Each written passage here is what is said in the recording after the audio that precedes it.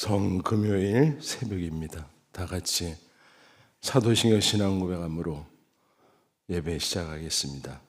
전능하사 천지를 만드시는 하나님 아버지를 내가 믿사오며 그 외아들 우리 주 예수 그리스도를 믿사오니 이는 성령으로 잉태하사 동정녀 마리아에게 나시고 본디오 빌라도에게 고난을 받으사 십자가에 못 박혀 죽으시고 장사한 지 사흘 만에 죽은 자 가운데서 살아나시며 하늘에 오르사 전능하신 하나님 우편에 앉아 계시다가 저리로서 산 자와 죽은 자를 심판하러 오시리라.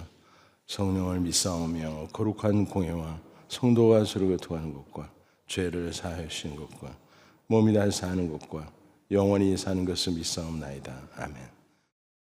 하나님의 말씀은 마가복음 15장 16절부터 보겠습니다. 신약성경 83면 마가복음 15장 16절부터 32절까지 제가 한 절 여러분 한 절 차례로 교독하겠습니다.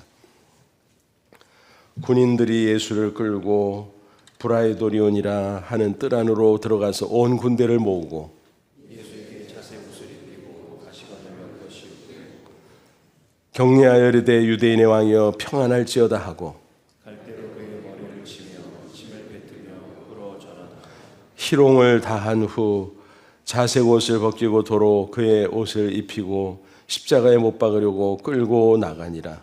마침 알렉산더와 루포의 아버지인 구레네 사람 시몬이 시골로부터 와서 지나가는데 그들이 그를 억지로 같이 가게 하여 예수의 십자가를 지고 예수를 끌고 골고다라는 곳 번역하면 해골의 곳에 이르러 몰약을 탄 포도주를 주었으나 예수께서 받지 아니하시니라.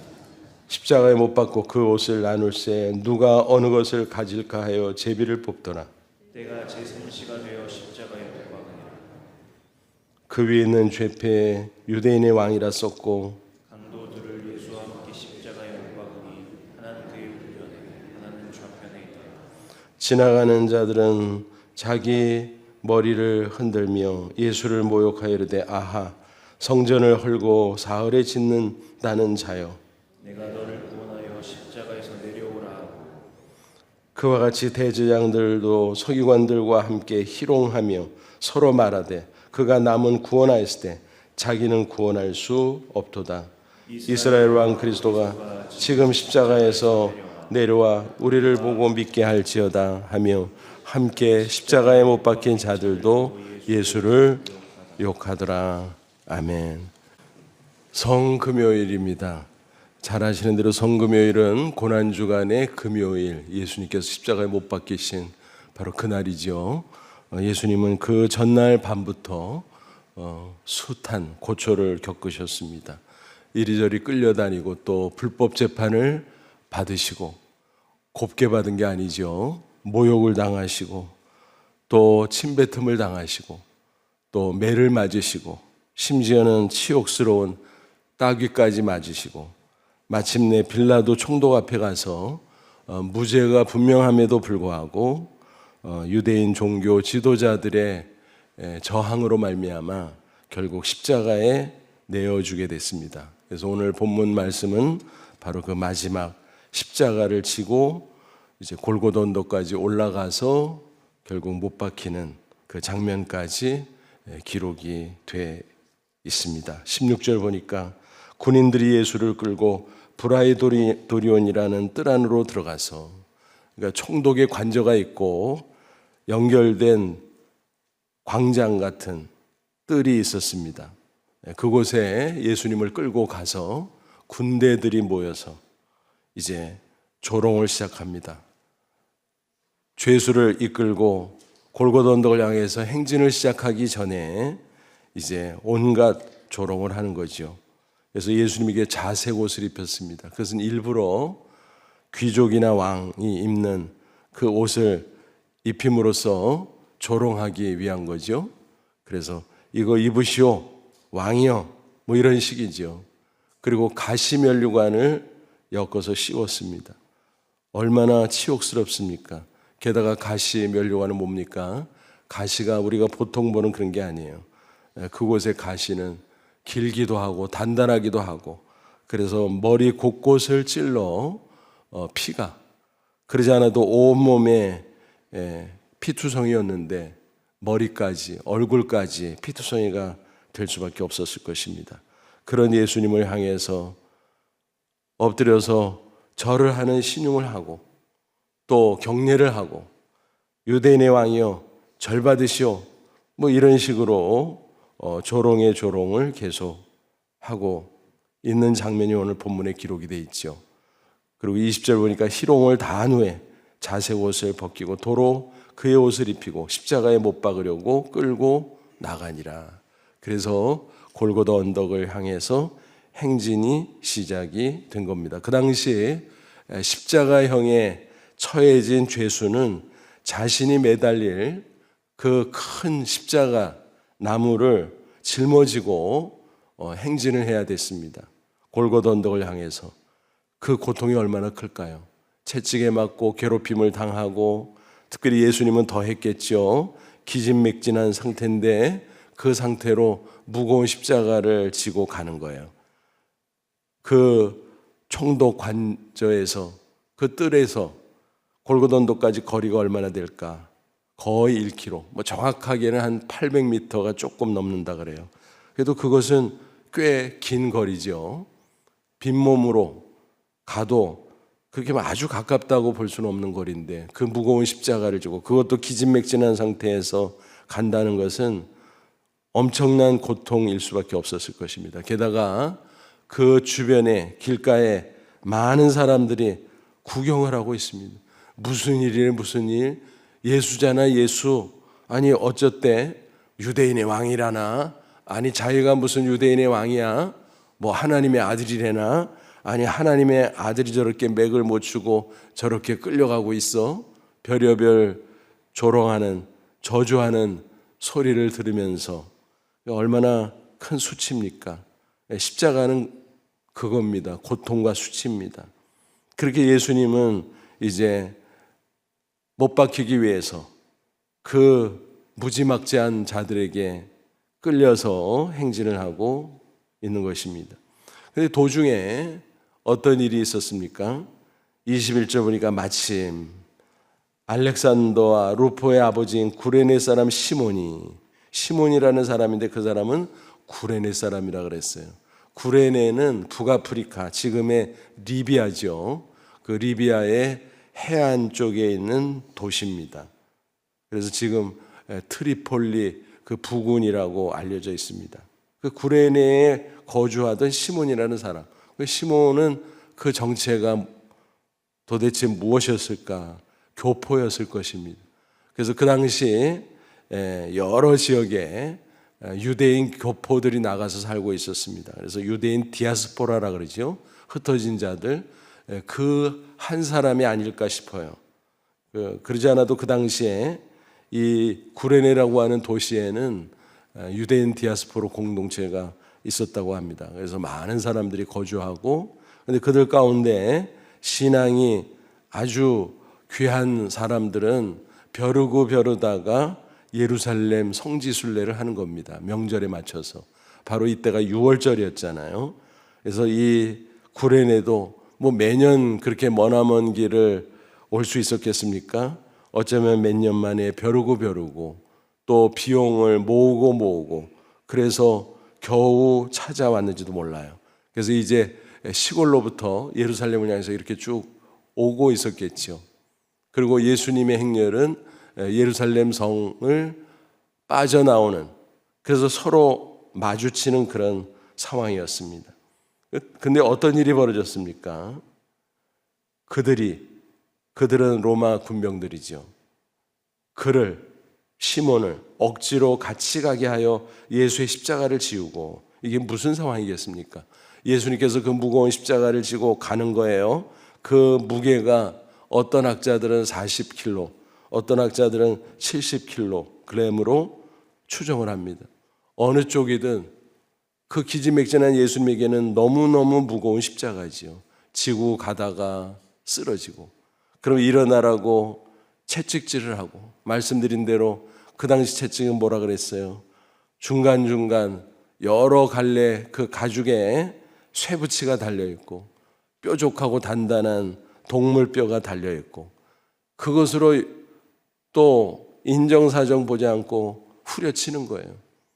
그러지 않아도 피투성이가 된 몸이지만은 또 피가 흐르고, 그래서 고통스러우니까 억지로 십자가를 지고 다시 일어나서 행진을 이어가고 그런 모습이었거든요.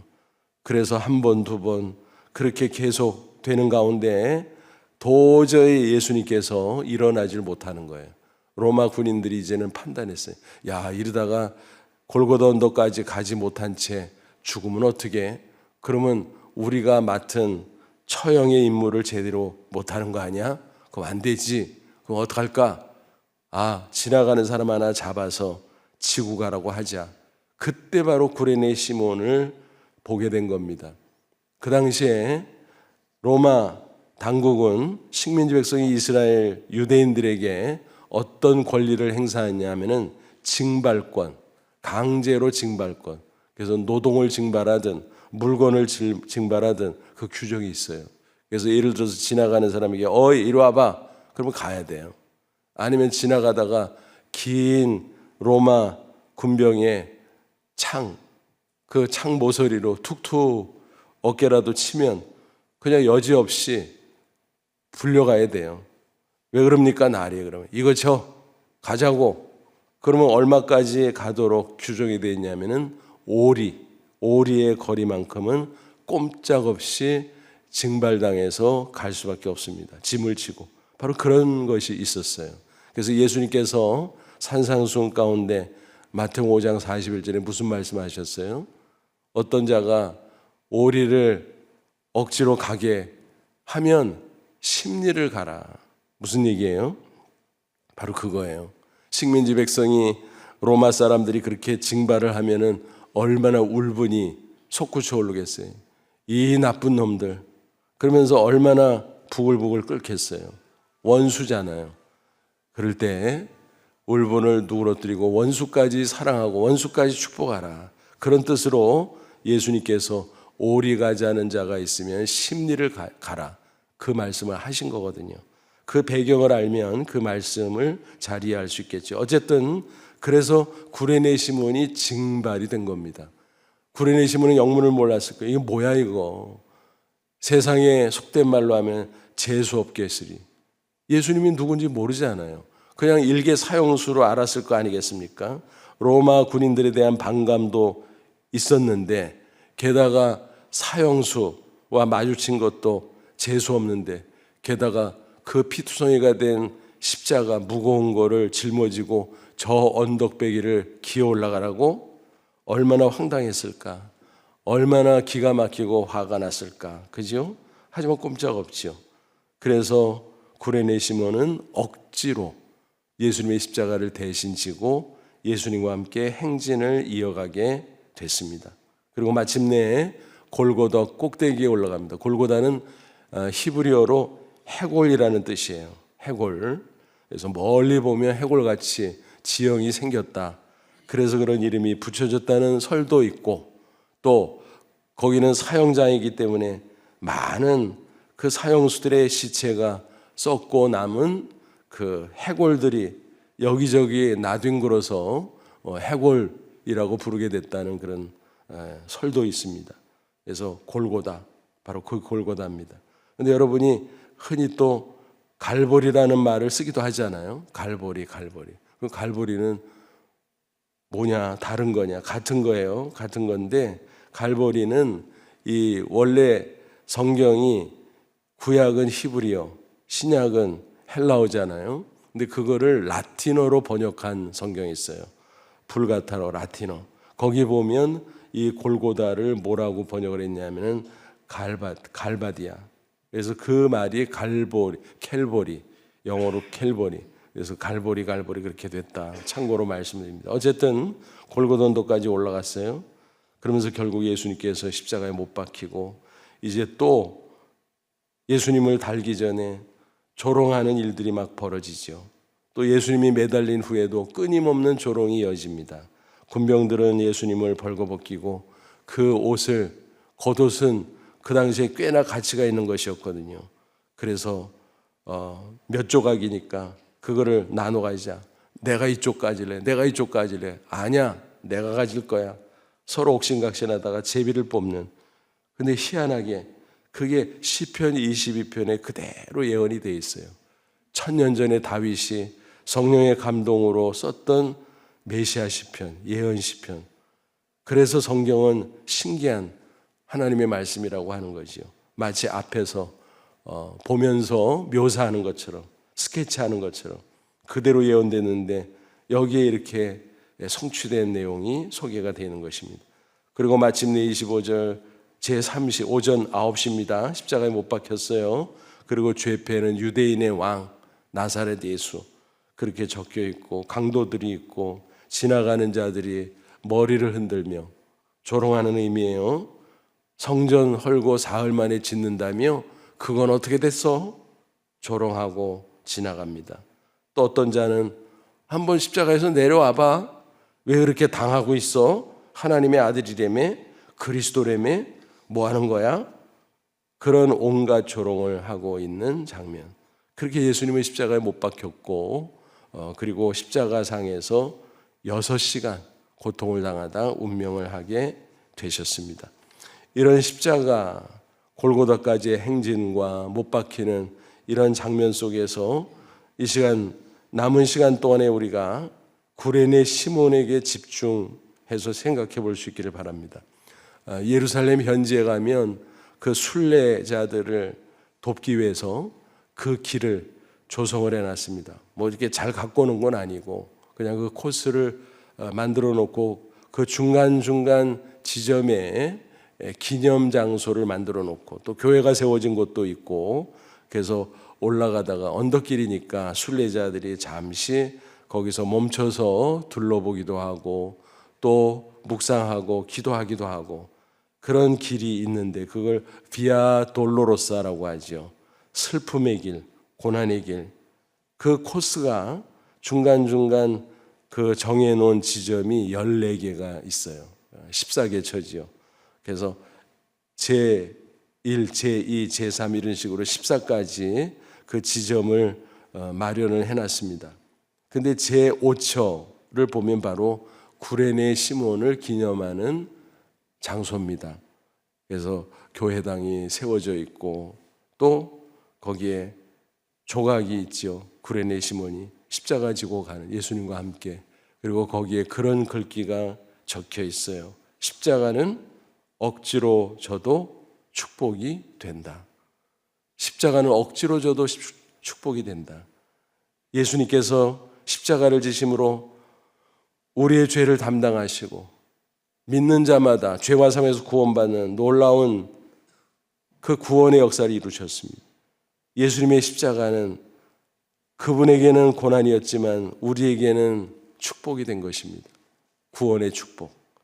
이제 우리는 예수 믿고 예수님을 따르는 자로서 예수님이 말씀하신 대로 우리에게 주어진 자기 십자가를 지고 주님을 따르도록 되어 있습니다. 신앙이라고 하는 게 뭘까요? 믿으면 구원이야, 믿으면 천국가 그겁니까? 틀리는 말은 아니지만 그거는 시작에 불과한 거예요. 신앙생활은 그때부터 시작해서 자기 십자가를 지고 예수님의 발자취를 따라가는 것입니다. 그래서 신앙은 쉬울지 모르지만 신앙생활은 어려운 것입니다.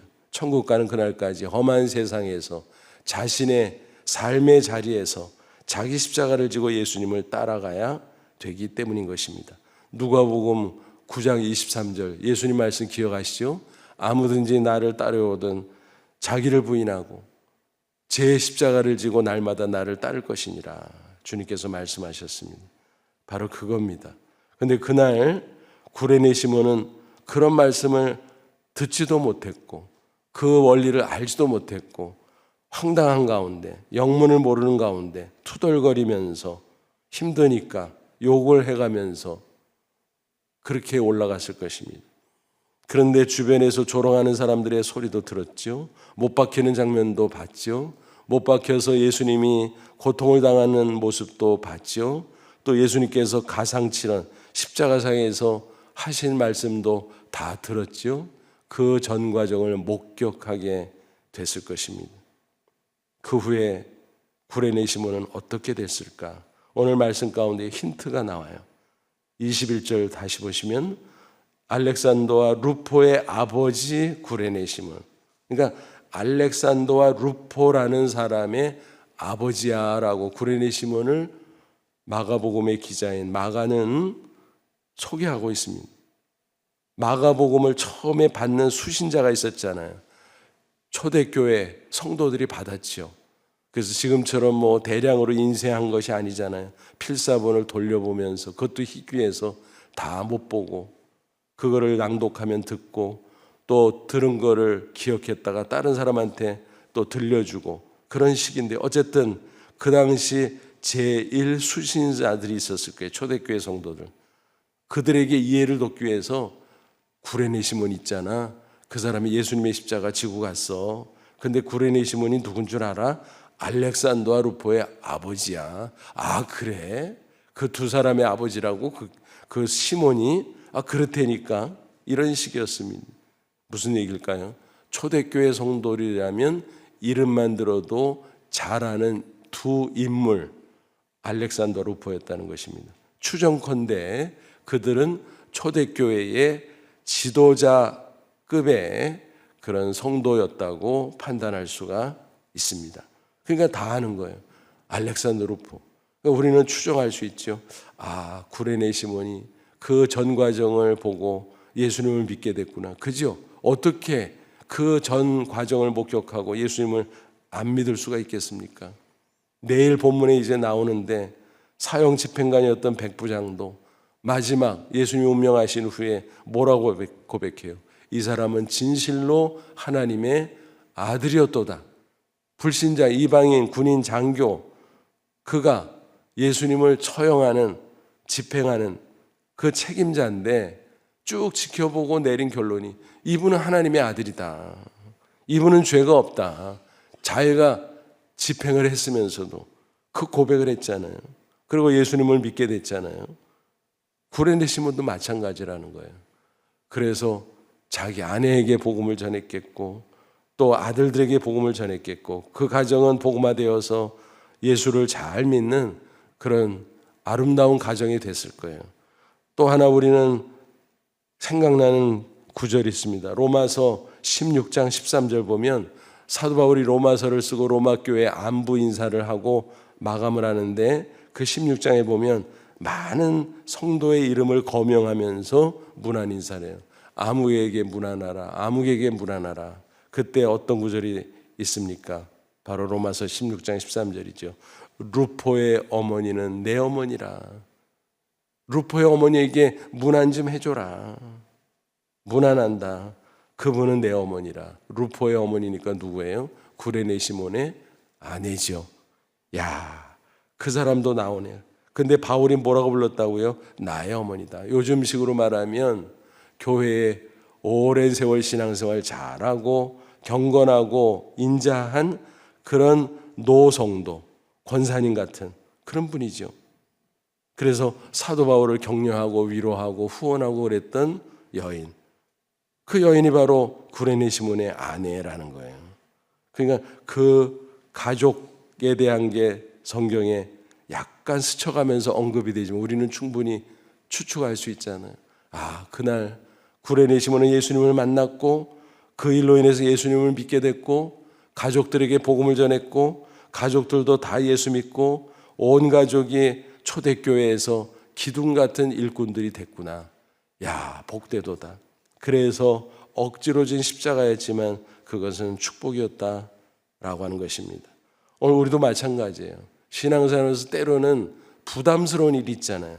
특별히 현대 교회 성도들은 너나 할 것 없이 사실 편한 걸 좋아하잖아요. 특별히 코로나 팬데믹 4년을 지나가다 보니까 귀찮은 걸 안 하려고 그래. 부담스러운 거는 피하려고 그래. 그러나 그것은 십자가에 합당한 태도가 아니에요. 주님께서 좋아하는 태도가 아니에요. 특별히 우리가 고난주간을 지내면서 주님의 그 십자가 고난을 생각하면 우리가 할 말이 없잖아요. 할 말이 없지요. 나 같은 죄인 예수님의 그 고난 때문에 구원받았구나. 무슨 할 말이 있습니까? 사실 죽으라면 죽을 수도 있어야 되는 게 십자가를 믿는 신앙의 본질 아니겠습니까? 근데 우리는 어때요? 세월이 갈수록 특별히 코로나 핑계대고 그러다 보니까 그게 굳어져 가지고 완전히 굳어져서 옛날에 다 했던 건데 새삼스럽게 하는 것처럼 귀찮다 그러고 그걸 또 왜 하라 그러냐 그러고 그런 소리 하면서 꿍얼대고 회피하고 그러잖아요. 그게 과연 십자가에 합당한 신앙의 자세일까? 전혀 그렇지 않지요. 그래서 우리는 사실은 부담스러운 일들을 맡아야 돼요. 해야 돼요. 순종해야 돼요. 헌신해야 돼요. 그게 바로 자기 십자가를 지는 것입니다. 자기를 부인하는 것입니다. 근데 역설적으로 그것이 우리를 지켜줍니다.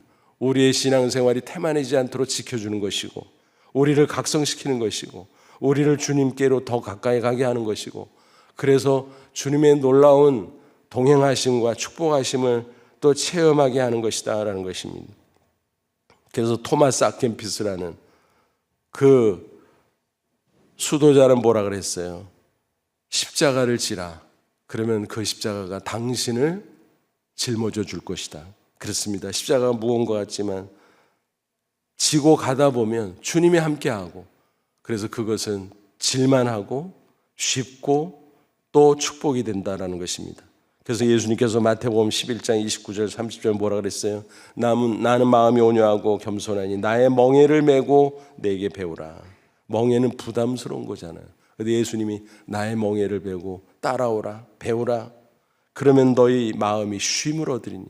멍에를 메는데 마음이 쉼을 얻는데 평안하대요. 기쁘대요. 이는 그 이유는 내 멍에는 쉽고 내 짐은 가벼움이라. 그래서 쌍멍에 얘기를 했잖아요. 그래서 어미소와 새끼소가 나란히 그 멍에를 지고 가는, 누가 끌고 가는 거예요? 사실은 짐을 어미소가 끌고 가는 거죠. 새끼소는 그냥 붙어가는 거예요. 우리는 새끼소처럼 예수님 옆에 붙어가는 거예요. 내 십자가를 진다고 말은 하지만 사실은 붙어가는 거예요. 예수님이 진 십자가 그 옆에 붙어서 예수 믿고 구원받고 예수님의 발자취를 따라가는 것입니다. 그것이 바로 자기 십자가를 지고 가는 우리의 신앙생활의 본질이다라고 하는 것입니다. 이 고난주간을 또 마무리하면서 우리가 연례 행사 마쳤구나, 후련하다, 그것이 아니라 다시 한번 우리 자신의 신앙을 돌아보고 구레네심은 억지로 십자가를 전도 그렇게 축복을 받았는데 우리는 십자가 고난을 알았잖아요. 믿었잖아요. 그리고 신앙생활 하잖아요. 내 몫에 태인 십자가 꼭 짊어지고 갈 수 있기를 바랍니다. 어떤 주일학교 교사가 한 번은 그런 얘기를 하더라고요. 나이가 많이 들었지만 내가 이 주일학교 교사직을 놓을 수가 없어요. 그래서 무슨 이유인데요? 그러니까 이 교사 직분 때문에 내가 긴장하게 돼요.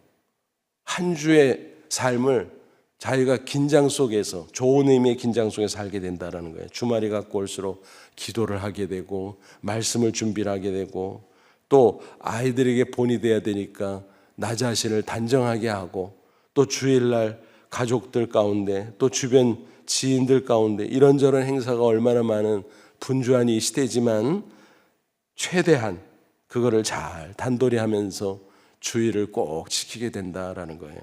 그래서 내가 살아요. 그래서 내가 살아요. 내 영이 살아요. 그런 간증을 하는 거예요. 그래서 맞아요. 직분은 그런 겁니다. 부담스러운 건데 그 직분이 나를 지켜줘요. 내 신앙을 지켜주고 내 영혼의 각성을 도와주고 또 내 인생이 하나님께서 주시는 사명을 감당케 함으로 그것이 축복이 되고 그것이 하늘의 상이 될 수 있다라고 하는 사실이에요. 그래서 부담스러운 거요. 사실은 역설적으로 생각하세요. 구레네심은 억지로 진 십자가도 축복인데 내가 지자. 여러분, 억지로 진 십자가도 축복이라면 자진해서 진 십자가는 얼마나 더 큰 축복이겠습니까? 그렇지 않아요? 문득 아프리카 선교사님이 생각이 나네요.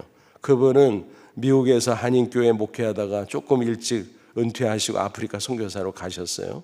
현지인 목사하고 이렇게 동역을 하는데 그 목사가 못마땅한 거예요. 왜 저래 저 친구는? 그래도 뭐 같이 동역해야 되니까 동역을 하는데 그 현지인 목사님이 C형 간염이 걸렸어요. 큰일 나죠. 그곳에서 고칠 수가 없는 거예요. 그래서 기도하는데 하나님이 자꾸 야, 네가 좀 어떻게 해봐. 한국 데려가면 고칠 수 있잖아. 그래서 그걸 떨칠 수가 없어서 알았습니다. 하나님 순종했습니다. 마침 아시아 미션이라고 이랜드에서 선교 법인을 만들어 가지고 많은 일을 하거든요. 거기에서 이제 500만 원 후원을 받을 수 있는 기회가 됐어요. 그래서 야, 됐다. 이거 가지고 가면 고칠 수 있겠지. 한국에 왔습니다. 병원을 몇 군데 가보니까 그거는 완전히 코끼리 비스켓이야. 수천만 원을 요구하는 거예요. 수천만 원이 있어야 고친다고. 약간 뭐 이것저것 해가지고. 왜냐하면 보험 적용이 안 되니까 외국인이라. 그래서 난감한 거예요. 어떻게 할까? 그러다가 아이디어가 떠올랐어요. 교계 신문에다 이 사연을 소개하자. 그래서 아는 기자에게 연락을 해서 소개를 했어요. 그래서 후원 계좌도 거기다 적어놓고 얼마나 들어올래나. 얼마 들어왔을까요?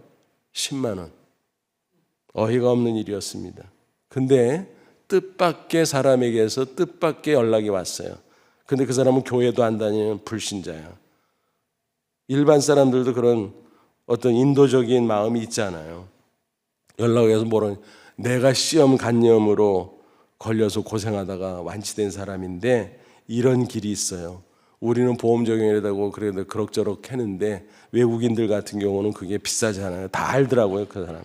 그러면서 그런데 저개발 국가의 사람들에게는 싼 값에 공급하는 루트가 있어요. 그 제약회사에서 자선사업 차원에서 그런 루트를 만들어 놨다는 거예요.